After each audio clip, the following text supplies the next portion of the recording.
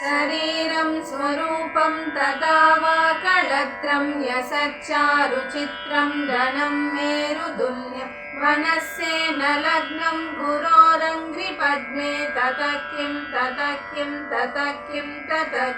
कळत्रं धनं पुत्रपौत्रादि सर्वं गृहं बान्धवा सर्वमेतद्निजातं मनस्सेन लग्नं गुरोरङ्घ्रिपद्मे ततः किं षडङ्गादिवेदो मुखे शास्त्रविद्या कवित्वादिगद्यं सुगद्यं करोति मनस्सेन लग्नं गुरोरङ्घ्रिपद्मे ततः किं विदेशेषु मान्यस्वदेशेषु गण्यैः सदाचारवृद्धेषु मत्तो न चान्य मनस्सेन लग्नं गुरोरङ्घ्रिपद्मे ततः किं क्षमामण्डले भूपभूपालवृन्दैः सदा सेवितं यस्य पातालविन्दं मनस्सेन लग्नं गुरोरङ्घ्रिपद्मे ततः किं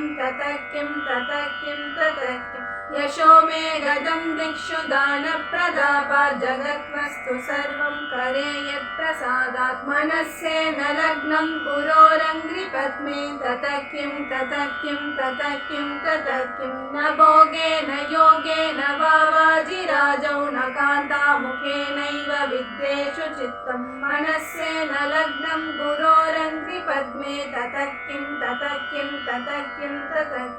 अरण्येन वासस्य केहेन कार्येण देहे मनो वर्तते मे त्वनद्ये मनस्सेन लग्नं गुरोरङ्घ्रिपद्मे ततः किं